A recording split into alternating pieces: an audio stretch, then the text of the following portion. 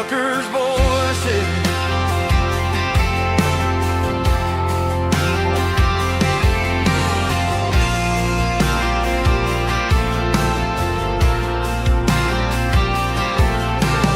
Tell me what got you in the driver's seat. Tell me what your favorite kind of truck to drive is. What are some of the stories that make your life? And where'd you come from? Did your daddy drive? Did your grandpa too? Was it in your blood? Was it something you chose? Tell me what your favorite kind of road to drive is. And what truck you're in. Truckers Voices. Tell me all the stories that you have. Tell me. Well, good afternoon, everybody. Hope everybody's doing good out there tonight. Hey, we was trying to get everything straightened out and get on the air, but welcome to Truckers Voices, where we highlight the men and women who keep America moving. I'm Tim Taylor, and alongside me tonight is my co-host, Steve Brand. Steve, great to have you here tonight. How y'all doing? Tonight, we're honored to welcome Ryan Ybarra, an America's Road Team captain, representing the professional drivers across the country and promoting highway safety. And, you can watch Truckers Voices every Tuesday at 2 p.m. on Reefs Across America Radio, streaming on the Odyssey app and TuneIn app. And, of course, anytime on truckersvoices.com. So with that said, we're going to fixing to get right on into this podcast here and just crank these questions out and just hear these stories there.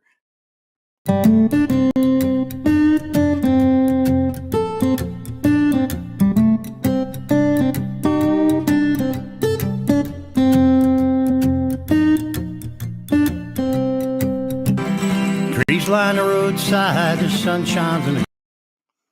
Pushing the wrong buttons there, Steve. You're muted. I had myself muted. I'm sorry. But we want to welcome Ryan to Truckers Voices. But right before we bring Ryan on in here, Steve, I'm going to go grab him real quick. Like, can you just go ahead and read our disclaimer there, if you don't mind, there, brother? Yes, sir. I got you on the screen there.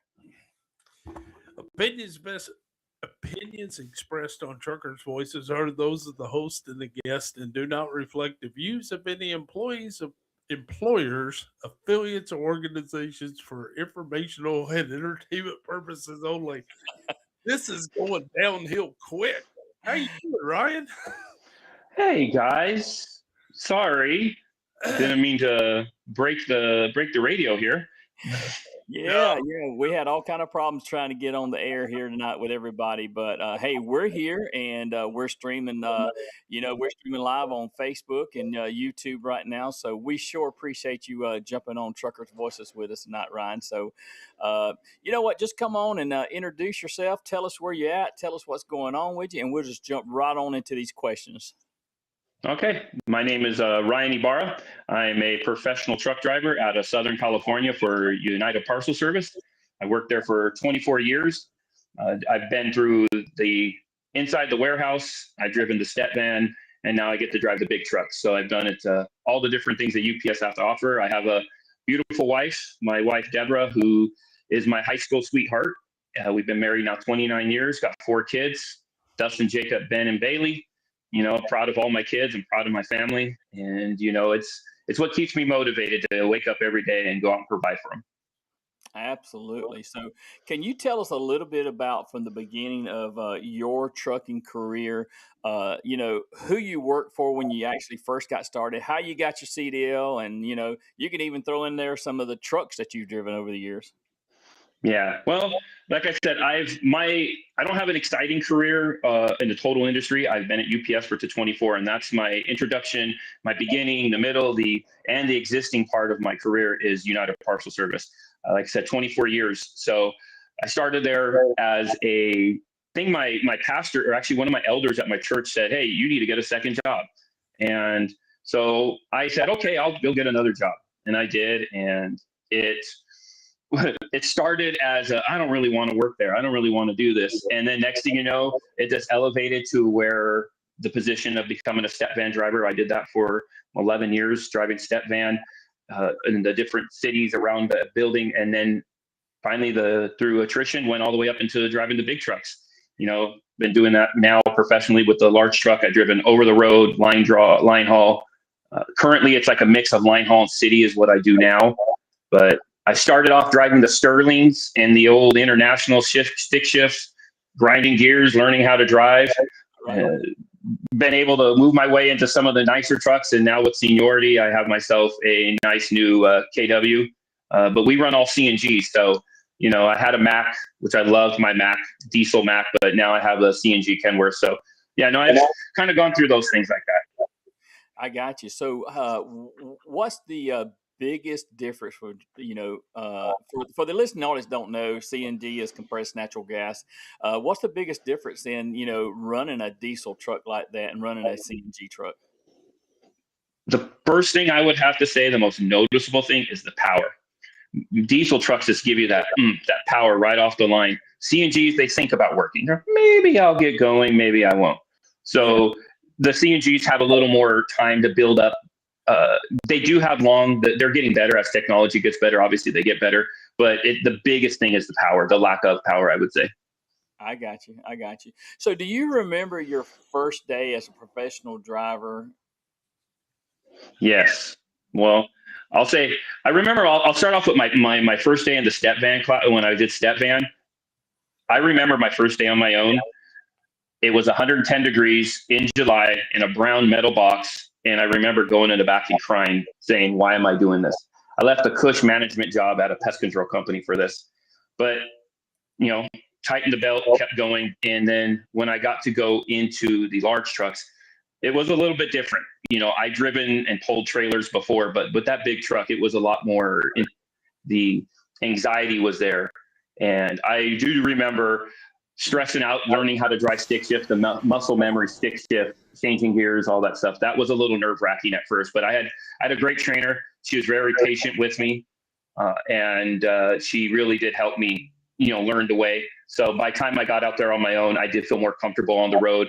Still nervous, just white knuckled a lot of things a little more than I did than we normally do now. But yeah, no, that day was a nerve wracking day. I remember that day. Didn't know where I was going. I was going from point A to point B and just made sure I got there safely. I got you. Well, I'm going to pass the mic over here to Steve for a few minutes, and then we're going to do like a little round robin here on the questions there. So I'm going to let him get some questions in there too, Ryan. I'm just playing. Hey, how did you may have went through this already, but how did you land there, and what keeps you with the company? Well, like I said, my elder at my church, like I said, he said I needed to get a second job or provide for my family. I had young kids. So what got me there was trying to provide for my family. And that's what's keeping me there. I often tell like the new drivers, I don't work at UPS because I like to wear brown. I do it for my wife, Debbie, my sons, Dustin, Jacob, and Ben, and my daughter, Bailey, to provide them a good living. So that's why I stayed. But then just started to fall in love with the job. I mean, the job's fun. I mean, I have a window that changes daily. And that's the part that really makes me want to stay there. And it makes me enjoy. That's why I did over the road. It was a little nervous at first doing over the road, but I got to see some great sights of this country. Right. Exactly. So what's a typical workday look like today versus when you first started? Well, my typical workday, I would definitely say when I first started, I wasn't as heavily involved in the safety aspect of things that I am now. So a lot of it was just the regular truck driver stuff, getting to work, doing the proper pre-trip, getting out there, doing my customer pickups. But as I've gotten more into doing the safety aspect, my day now starts off with safety. I actually spend the first 45 minutes of my day doing safety with our drivers as peer-to-peer safety messages, interact with each driver that I start at 2 a.m. So there's a group of drivers that come in, and we have like injuries, accidents, whatever, reviews with them, things that are going on within the department, and try to work with them in safety in the safety perspective of things. Okay. Okay. You do compete, don't you, in TDCs? Yeah, you were there with me at NTDC this last year. Yes. We competed against each other. Yeah, I've done it now. It's my fourth year. In California, obviously the format's a little different. We have our regionals and then we have our state finals. So the first year I competed, all 4 years I competed in straight truck, mainly because nobody wants to do it. But I competed in straight truck. I placed third place at regionals and made it to state, but I came in fifth place at state. Then the next year, I was fortunate enough to take first place at regionals and went to my first NTDC as a state champion, and that was in 23. 24, I didn't do quite well, but in 25, I placed first, and then also went to NTDC and did. I was able to compete there in 25. Exactly. And I know you did better than I did. I fell flat in my face. I don't know what happened. I was in the building, but I don't know where at. But we're going to go ahead and shift gears a little bit. And you had something happen here a month or so ago. Congratulations on becoming America's Road Team captain. Absolutely. Thank you. I know you're just getting started, but Tim and I are, eighth, ninth year now. And, man, I just absolutely love it. I'm just excited every year and see what's coming down the pike for me and everything. But what went through your mind when you found out that you were selected? I thought about, man, here we go again. The stress, 4 months of preparation. I mean, you're preparing when you first get selected, then you're preparing and you're sitting in the room and you're stressed out. And my table we were at, we had my mentor, my team, and then another captain's team. And as they started reading names, one captain stands up, another captain stands up, and another captain. So my anxiety's going. And by the end, 6 guys were standing up around the table, and I was the only one sitting down. So my anxiety was racing. And then when they called my name, it was just like a sense of relief, happiness. I wanted to cry, but at the same time wanted to shout. So it was awesome. I'm not gonna lie, it was awesome to just to hear your name called. It was really, really cool. Right. Yeah, it's always a good feeling, and you hate it for those that are around you that you become close to, because you become close to a lot of guys during that week, and you definitely feel bad for them, but it's a mixture of emotions there, and but for the listeners who may not know, Ryan, what America's Road Team is, and tell us what the road team is, and tell us why it matters. Well, what America's Road Team is the image and outreach program for American trucking associations. They are sponsored by Volvo Trucks in North America.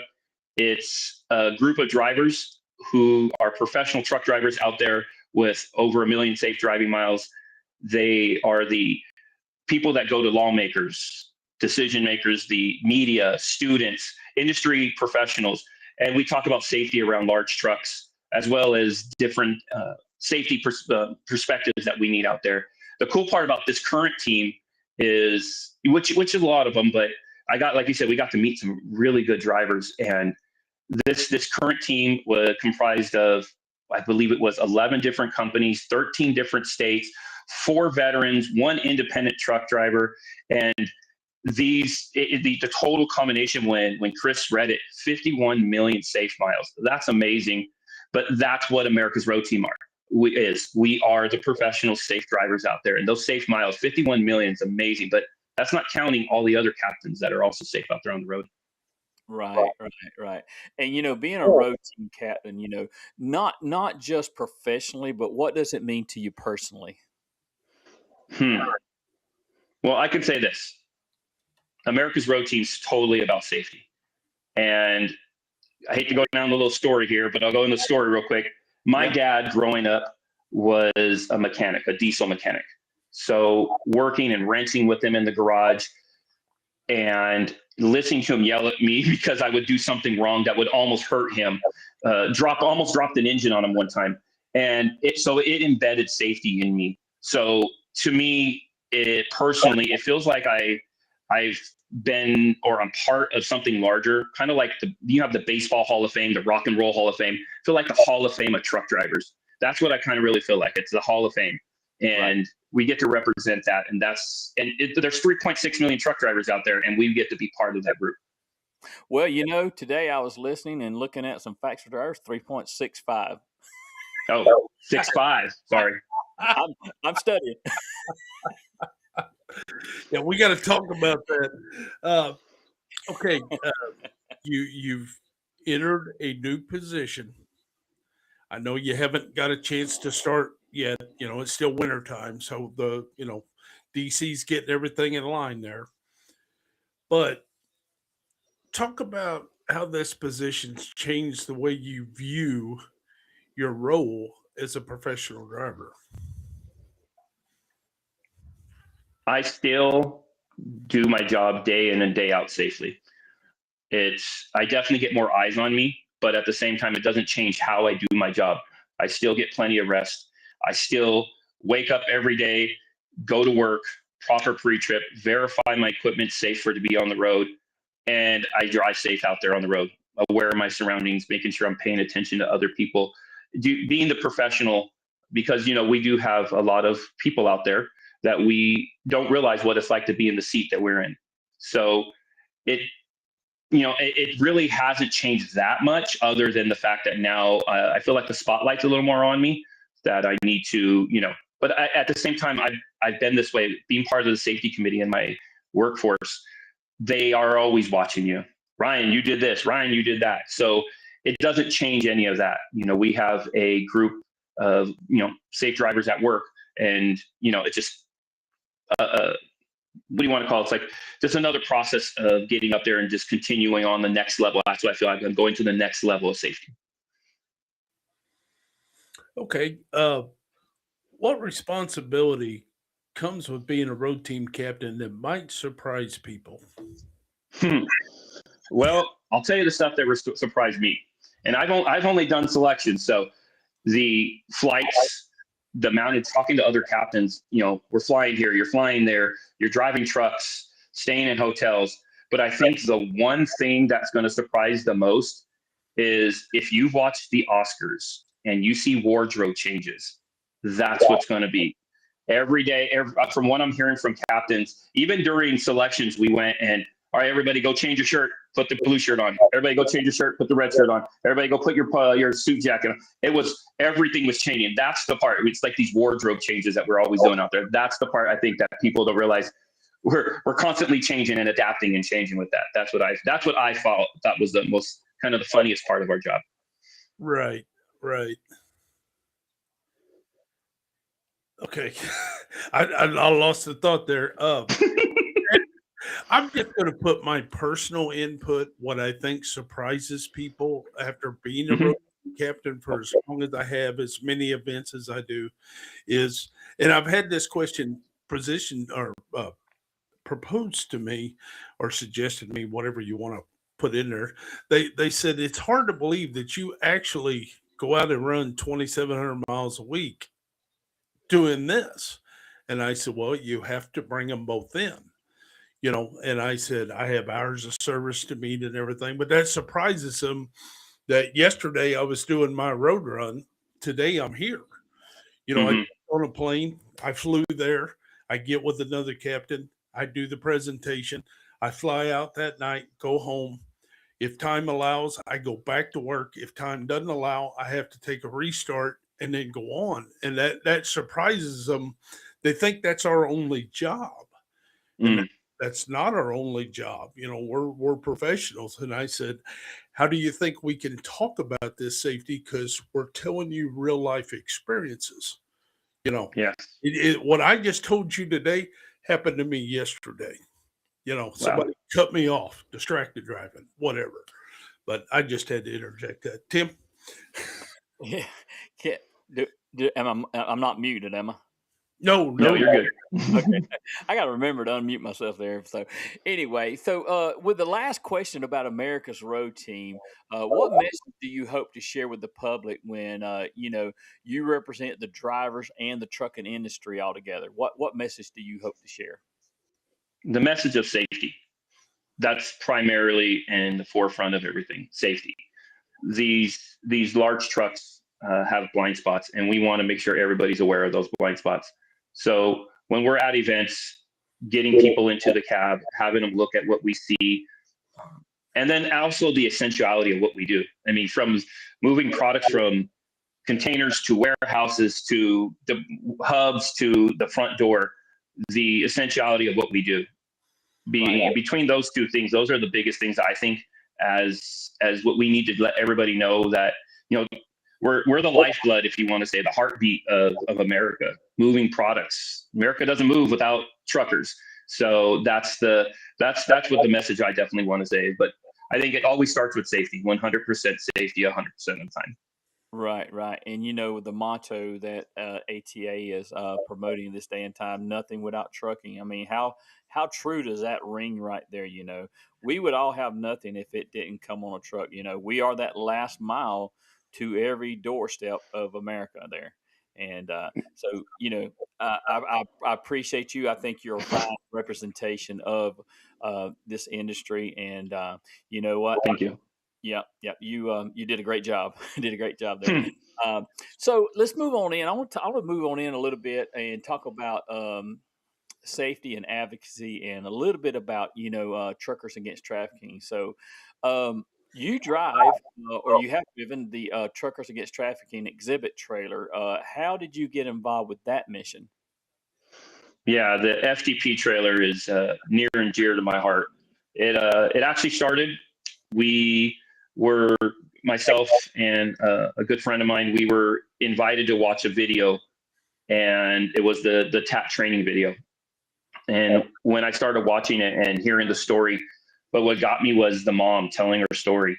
And I have a daughter, and this was in 2019, and it made me become that parent. I saw myself as the mom, looking, wondering what would happen if my daughter was taken or something happened to my daughter. And being in Southern California, we got the southern border here, and a lot of trafficking gets moved around through Southern California, whether it's human trafficking, labor trafficking. So it really opened my eyes to some of the things that I, like many other people, were blinded to.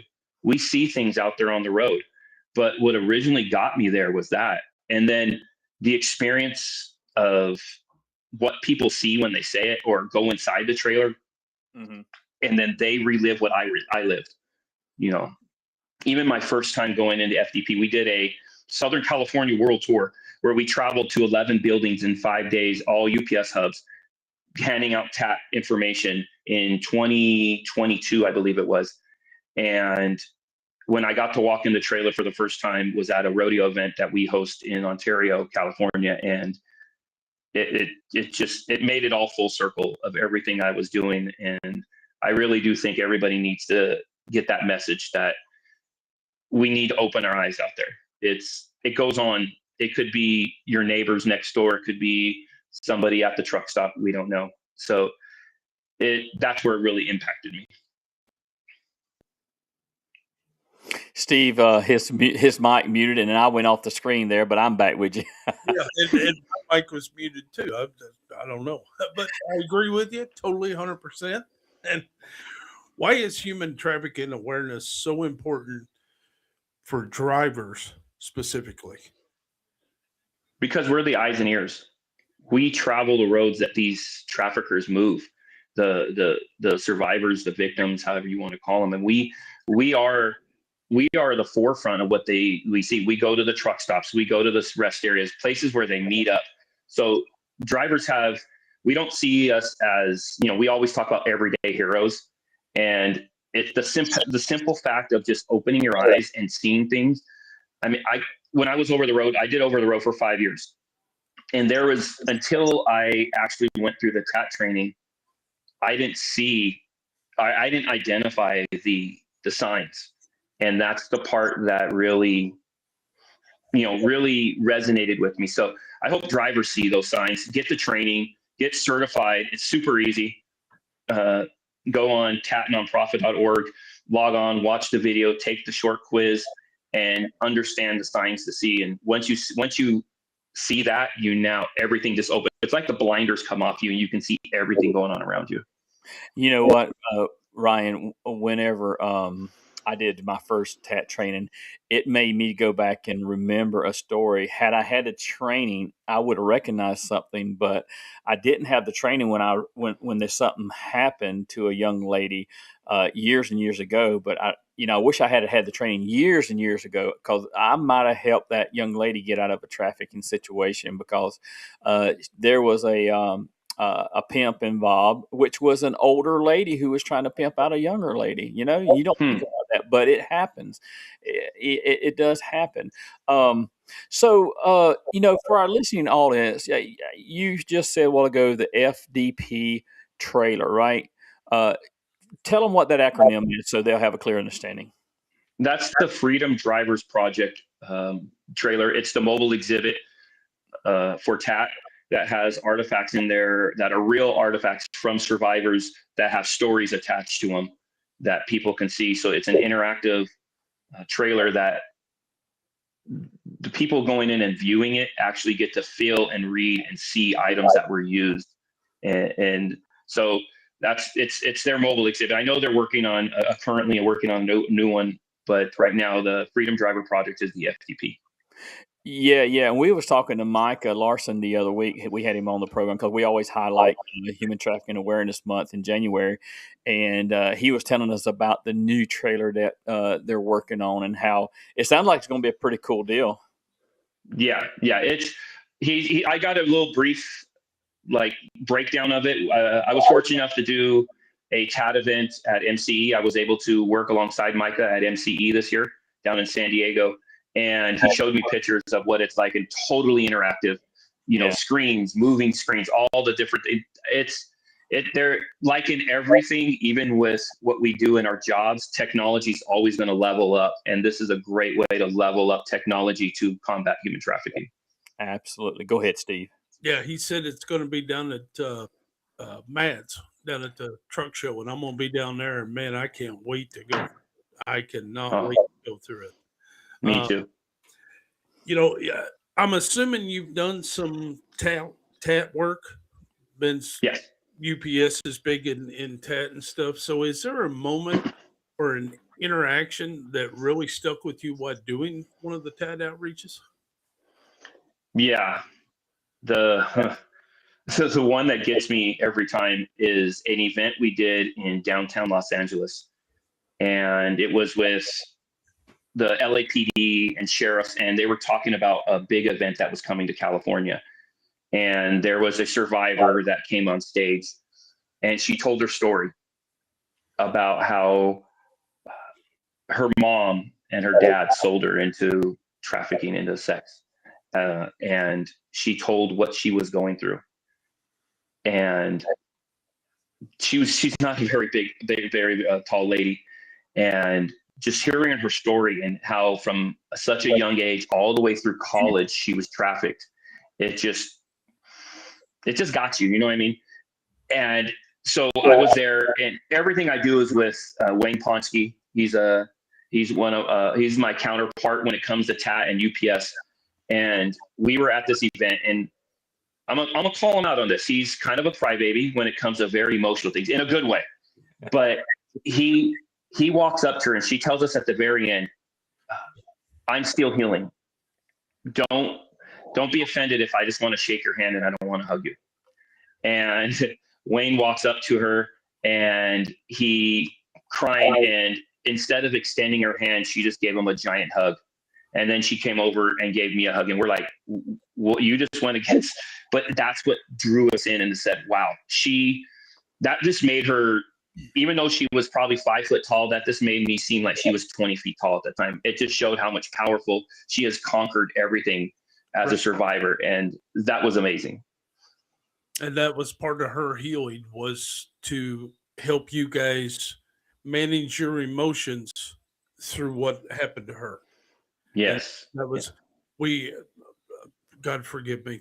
It's been almost 2 years ago. We had a victim on the show. We had Mhm. Ted, and she told her story, and she told it very proudly to get that message out. Not that she was proud of what happened to her, but she was proud to pass that story forward. And I had a little trouble myself. I mean that's one of the biggest things. I got the tax sticker on my truck, and I look in every vehicle. I Yeah. look. If things don't look right, I will make a call.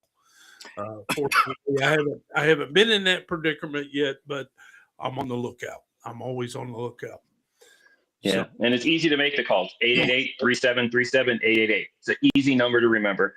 3 8s, 3 7s in the middle. 3737. 888-3737-888. Easy number to remember. So I like how you put that. I like. How can everyday drivers, company owner operators get involved in fighting trafficking? first thing I'm going to say is take the training. tatnonprofit.org. Take find out what's going on out there. See what's going on. Take the training and learn from there. That's the first thing. Second, don't close your eyes. Open your eyes after that training's there. Open your eyes and see what's going on. Know what's going on. But that training is the first thing. And share it. When we did our first TAT rollout in 2020, we certified 500 UPSers across the nation by going through the program. Between myself and Wayne, we went through a thing where we reached out to every safety committee around the nation as we could, and we had 500 people certified. So 500 more drivers had their eyes open to this. So same thing here. Open your eyes, get the training. Right, right, and it's not that hard to get the training. I mean, it literally takes about 30 minutes to get TAT certified. But within that 30 minutes, you go through the training. I mean, you learn what the red flags are, and you learn how to recognize when somebody's in a trafficking situation. UPS being really big and involved in TAT. How has that encouraged you as well as other drivers to continue to be on the lookout? Because I mean, you said that you was over the road for a certain amount of time, but now you're pretty much a line haul driver, right? Yeah, I do line, like a mixture between line and city. But yeah, Okay. Okay. So I guess my question is, how has that helped you in both aspects of being kind of like OTR and then line haul? I think it allowed me the experience of what to see, so I can share my experience with other drivers. That's Right. what's the big thing, is sharing my experience of what to look for out there with other drivers. Be like you said, UPS is really big with TAT, but it's not just talking about our driving over the road or line drivers.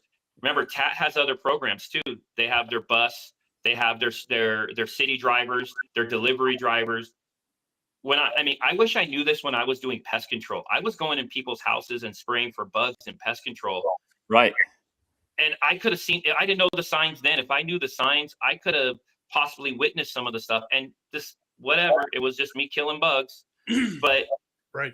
now with this, I have the opportunity to share what TAT does to our drivers, our delivery drivers, our brown truck drivers, our package drivers, as we call them, as well as our other drivers. And we're doing a rodeo event, actually, in-house rodeo events in a couple weeks. And the shirt guy, I was talking about our shirt because we just recently changed our rodeo to Drive to End Human Trafficking. So it has now a namesake to it. And I told him the story, and he goes, "What do I need to do to get involved?" And it started with one step to the next step, and now it's progressing. So it doesn't even affect just the drivers. It affects our family members. My wife's a teacher, and even affects her because she does human trafficking awareness with the signs with the kids. Right. So it affects every aspect of our lives. Right. Right. Well, Ryan, let's move on into the industry. perspective and the image of the trucking industry. So from that, from your perspective, what's one misconception that the public has about truck drivers? Well, I can tell you what I first thought of truck drivers, and most people, they're these big burly guys with long beards, sipping on coffee and Red Bulls all the time. But in That's Steve. reality, they're That's not. Steve. No, I didn't say that. But Sugar free. see, Coke Zero, that's a good one. I love Coke Zero. But they're not. They're all different age, races, everything, men, women drivers. It's the industry's different. It's evolving and becoming better. We're getting more people involved, younger kids involved. I had the fortunate to have my son now. He's a package driver for us, but now he drives the big trucks. So it's just kind of full circle for me. And he's a young 26-year-old kid about to get married. So the ages from 26 to 70 or anywhere in between or even older, it's not what people think. We're your neighbors. We're your friends. We're your family members. It's truckers are the professional truck drivers are everywhere. And, like I said, I'm being corrected, 3.65 million truck drivers out there, and everybody's different and everybody brings something special to the role. Yeah, you're absolutely right, and that's actually a good answer. I like that. Go ahead, Steve. I was just going to add to that. I've been out here. I'm in my 37th year, and the first 7 years I run coast to coast, and I didn't run across that many, but I did run across a few individuals that had college educations. And I was like you, I grew up in a trucking household, and we wasn't a rough and tough burly, all that stuff, but I had a different perspective of a truck driver, and it wasn't somebody that went to college. Most truck drivers got out of high school and started trucking, whatever, on the farm, whatever. Then when I went into LTL, we got all walks of life in LTL, and then your partial package. And a lot of guys and gals started out in college, working part-time on the dock, and said, you know what? This pays better than what my college does. What I'm going to go for. So, there's all walks of life out here and all reasons why they're driving a truck. Mm-hmm. So, on that note, how do you balance professionalism, safety, and the pressure of today's transportation demands? Well, like I said, I think it always starts with professionalism. Actually, during selections, one of the questions is how do we bring the respectability back to the industry, to truck? And my answer was we got to be professional out there. We can't be driving around with empty soda cans and stuff and trash on the dash. We can't be all disheveled in our uniform. The image of the driver needs to be the professional, clean vehicles, everything we're doing, trained, safe vehicles on the road, because that's what ultimately comes out. When you're professional, part of it goes right into safety. Being a professional truck driver is also being a safe truck driver. Safe truck drivers are the ones that do proper pre-grip. Don't cut corners. When you see a cut or a bulge on your tire, you take it to the shop to get repaired. You don't bypass any safety. It's all about, like I said, it's the stems, professional, safety, and then the demand of the industry. Our industry is changing.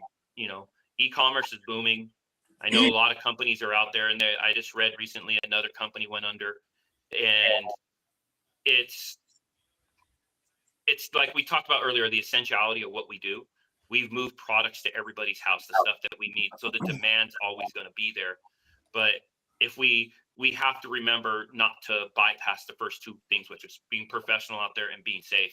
And then that way we could embrace that demand better to go and, just provide the service that needs to, like we talked about, keep America moving. That's right. Absolutely. Absolutely. Wayne Ponsky is retiring. Mm-hmm. And I want to congratulate Wayne if you're looking at this tonight or listening on the replay. Congratulations, Wayne. It was a pleasure meeting you 2 years ago. But I'm sure that Wayne has kind of been a mentor to you in some sorts, right? Yeah. So my next question is, what advice would you give to the next person that that you see that you're mentoring, just starting out in the trucking industry? What advice would you give to him or her?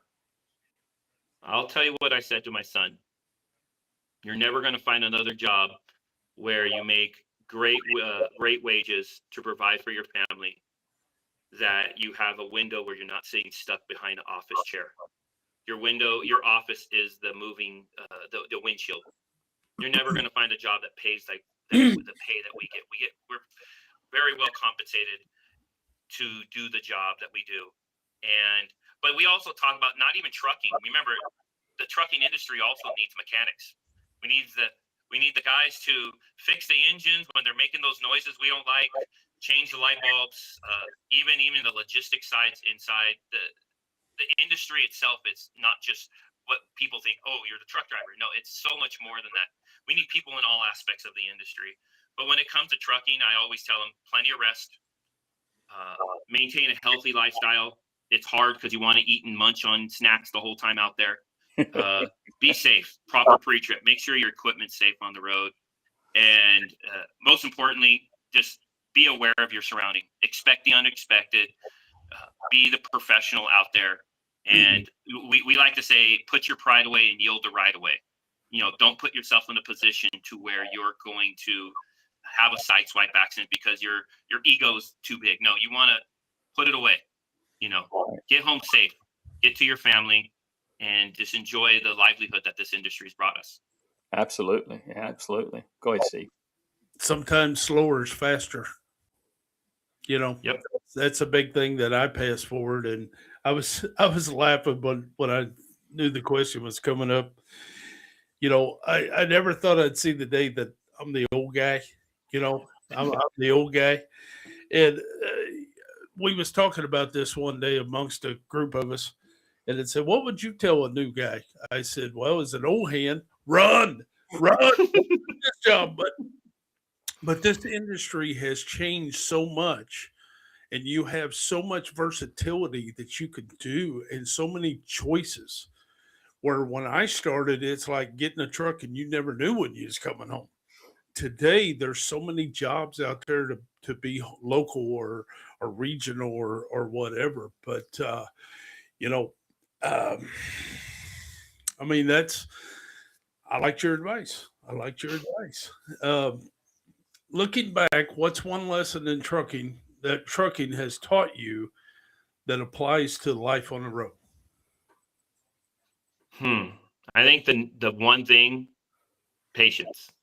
Mm-hmm. Big time. We drive these big trucks, and we're used to driving our personal vehicles, our pickup trucks, whatever, and you think you can move around out there, and then when you actually get behind the wheel of one of these trucks and you realize, okay, wait a minute, this is a different world out here. It's that whole new world going on. And it's patience, though. It's taught me patience. Like I said, put my pride away, yield the right away. I drive a road out in California that people are passing me along the shoulder, and they're passing me in the wrong lane in incoming traffic. And I pay attention in my mirrors, so I'm already adjusting my speed before that, because no matter what, that package has to get there, but I want to get home to my family. So I'm going to do what it takes for me to make it home to my family. We like to say, what's our most important stop of the day? And that's home. I want to make it home. And so patience is the one thing it's taught me. Yes, sir. Yes, sir. What keeps you motivated after all these years behind the wheel? The money? The money is always good, right? I'm just saying, come on. I mean, like I said, I don't do it because I like to wear brown. I do it to provide for my family. Let's just be honest. But that, and just, I'm not stuck in an office. When I was working in pest control, I was managing a pest control company. I was stuck in an office all day long. And I used to It was out in an area out here called Azusa. And I used to drive my truck up into the canyon just to get away from the office and drive the hills, the road, the mountain roads, just to get away from the office. And now that's what I do every day. I get to drive the road. I'm not stuck in there.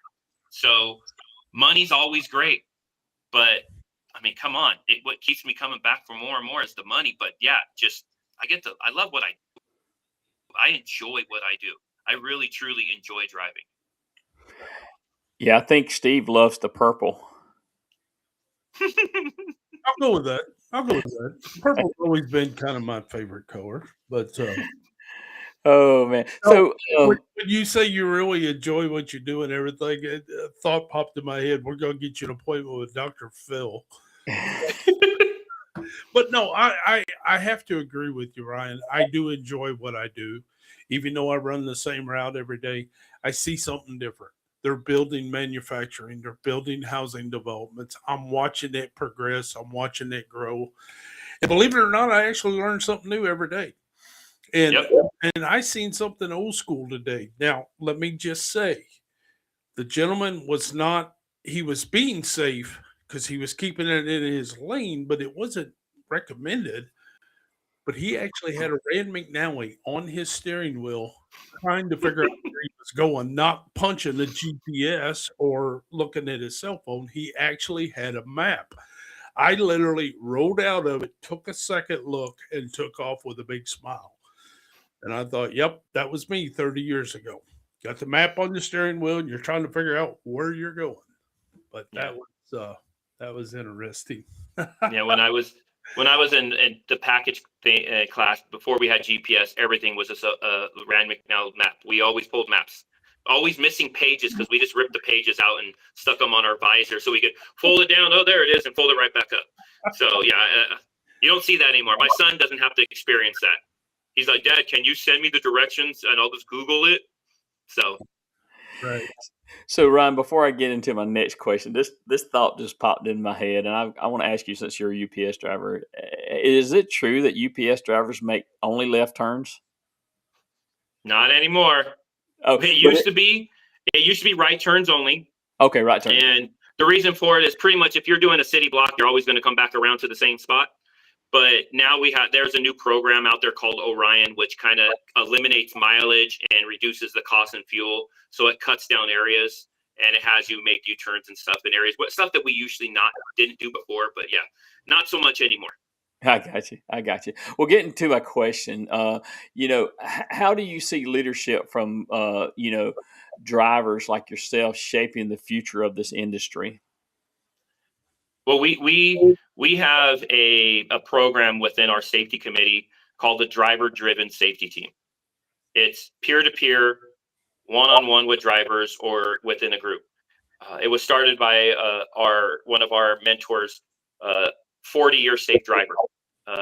Like I said, he started the program because you learn better from someone who's doing the job rather than someone in a suit telling you need to drive better. Well, you don't do the job every day like I do. So we do the driver-driven safety team. So we call every driver at our building and every professional driver, we're all safety advocates. Every one of us should be preaching safety to one another. And that's what that program, then we're all leaders in the safety, ambassadors of the road. We are all part of that. And that way, like I said, ultimately we try to, we want to make sure we all get home to our families. And, by educating our drivers that way, by incorporating the peer-to-peer, like I said, the driver-driven part of it. I had a driver today, 39, 40 years safe, with the industry, 28 years safe driving. And he came up to me and he goes, Ryan, I like the fact that you guys do the safety tips because you guys go day in and day out and share the message. You're not just saying it, you're living it. So us as drivers, as leaders out there, I think that's what we need to focus on. Is we're all safety committee members. We're all ambassadors of a road out there. We're all safety minded. That's what we need to be, is always be that person out there. Right. So what's next for you personally and professionally that you're excited about? Well, on the personal side, in 3 weeks, 2 weeks, 3 weeks. March 1st, my middle son's getting married. Nice. My second son, no grandkids yet, thank goodness. But but I'm looking forward to that. But no, my son's getting married. My older son got married a few years ago. Now it's my middle son, so I'm very proud of that. He's come a long way. Now, like I said, he's in the industry. He's a professional truck driver as well. After that, with the selections and the wedding stuff, my wife and I are actually going on a cruise. The end of March, we're going on a cruise. We need a little break. Where are you going? So we're gonna take a cruise down to Mexico and get a little, refresh our brains, reboot, especially after selections. I don't know if you guys remember your selections, but I didn't sleep hardly at all those first couple of days. And when I was selected, the night I was selected, I think that was the best night's sleep I got all week. And so I need a reboot. And then on the professional side, I'm just looking forward to get out there and do more career days. I have career days lined up for UPS already. I have 2 of them already lined up in the month of March. Getting out there and interacting with everybody, talking about safety around trucks, doing what we'll be doing in America's Road Team as captains, doing that. Then that's my highlight of what I can't wait to do. I can't wait to put on the uniform and represent the industry. Right. To watching you do that, and hope I get to work with you a time or two. That's awesome. You asked about ours. Our selection. I woke up Monday morning with laryngitis, couldn't talk. Yes. What? Yes, I woke up with laryngitis, couldn't talk, and because we took the tour of the city, and it was snowing and blowing and cold and raining, and I think half of us woke up with some kind of cold, and but I joked with my mentor. I said I think it helped me because I didn't know if my voice was cracking or if I was just that nervous. That's pretty funny right there. Yeah, I think half the crew was at Harris Teeter's up there. Just everybody went over and got medicine from half of our crew. Let's put it this way: my roommate Scott Harrison, and he also made the team, and he said, "Well, good morning, sunshine," and I sound like a 12-year-old on puberty. And then he said, "It's like, dude, I'm going across the street. I'm grabbing this. I'm down in hot salt water. I'm gargling. I'm doing everything." But it worked out. And yourself, what was the main thing that you was told to do at selections? Be myself. Bingo. Be myself. Be yourself. And if you've got that passion, you've got that love, you've got that desire, it's all going to come out. Yeah.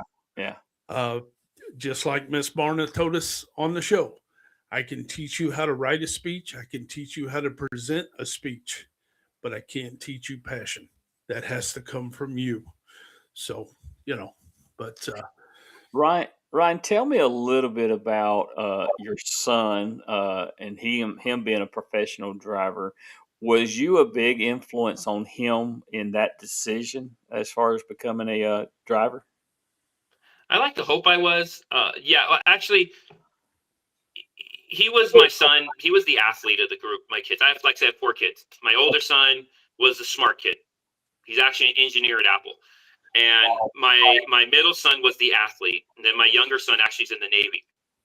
And my middle son, though, he went to college. He got a scholarship to go play college baseball. And he was in the Illinois area, in Deerfield, Illinois. Didn't really like the environment, was kind of homesick, came home, like all college students are during Christmas time, and said, I don't want to go back. So I said, well, guess what? You got to get a job. You're not going to school, get a job. So we got him a job. I helped him get him a job over at UPS. And he was like, man, Dad, my legs are always hurting and this and that from moving boxes. I said, well, look, there's other opportunities than just moving boxes. And I told him, put your name on the list to go driving. And when he turned 21, he went into becoming a package driver. And then he saw while he was doing that, he dealt with all the stresses of a package driver. But then I would tell him, hey, dude, you got to go to the next evolution. If they're called, and they were hiring, this is during COVID eras, post COVID. So we were hiring like crazy. And I was telling him, you need to move away from the package side and come up to the big trucks. Less wear and tear on your body.